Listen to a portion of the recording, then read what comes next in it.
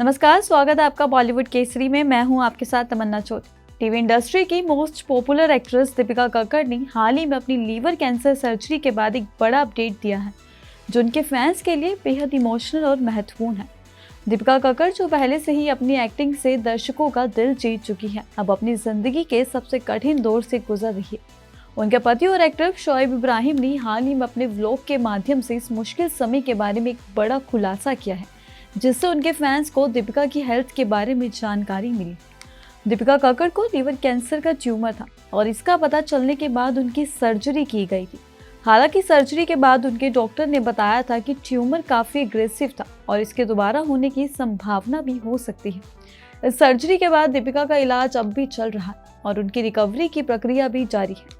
शोएब इब्राहिम ने अपने latest vlog में दीपिका के इलाज और उनके स्वास्थ्य के बारे में फैंस को अपडेट दी है।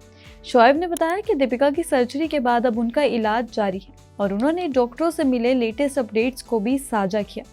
दीपिका कक्कड़ ने व्लॉग में खुद बताया कि सर्जरी के बाद उनके मन में कई सवाल थे। इलाज के नए मोड से गुजरते हुए उन्हें घबराहट और डर महसूस हो रहा था।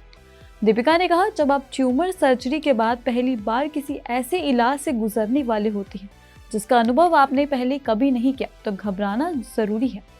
मुझे डर था कि मेरा शरीर इस इलाज पर कैसे प्रतिक्रिया करेगा और इसके क्या साइड इफ़ेक्ट्स होंगे। क्या मैं इससे एक नई नॉर्मल स्थिति के रूप में स्वीकार कर पाऊंगी? यह सब सोचते हुए मुझे डर लग रहा था। दीपिका की यह बात उनके फैंस के लिए बेहद इमोशनल थी, क्योंकि यह बताता है कि वह खुद भी इस मुश्किल वक्त से गुजर रही है और उनकी चिंता और डर बिल्कुल आम इंसान जैसा ही है। शोएब इब्राहिम ने इस व्लॉग में बताया कि दीपिका के लिए इलाज का अगला कदम इम्यूनोथेरेपी या टारगेटेड थेरेपी होगा।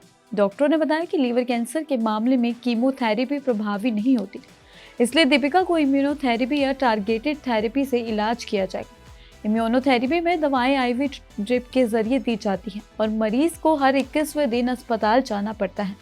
वहीं टारगेटेड थेरेपी में मरीज को घर पर हर दिन ओरल मेडिसिन लेनी होती है।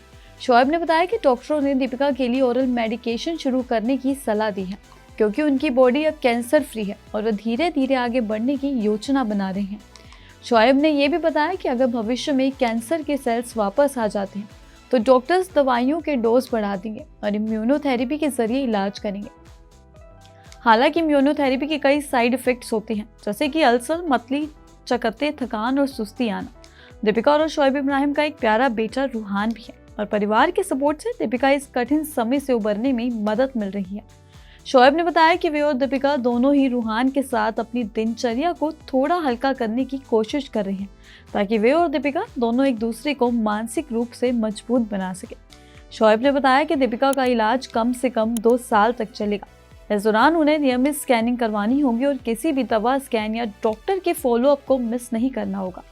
दीपिका को हर 3 हफ्ते में अपने स्वास्थ्य की जाँच करवानी होगी और उनका इलाज पूरी तरह से डॉक्टर की निगरानी में रहेगा। शोएब ने अपने फैंस से कहा कि वे इस सफ़र में दीपिका का समर्थन करें और उनके लिए प्रार्थनाएं भेजें। शोएब ने यह भी कहा कि अगले हफ्ते से दीपिका का इलाज शुरू हो जाएगा और वे अपने फैंस के साथ इस नए सफ़र को साझा करेंगे। दीपिका की इस बीमारी को लेकर आपका क्या कहना है, हमें कमेंट सेक्शन में ज़रूर बताइए।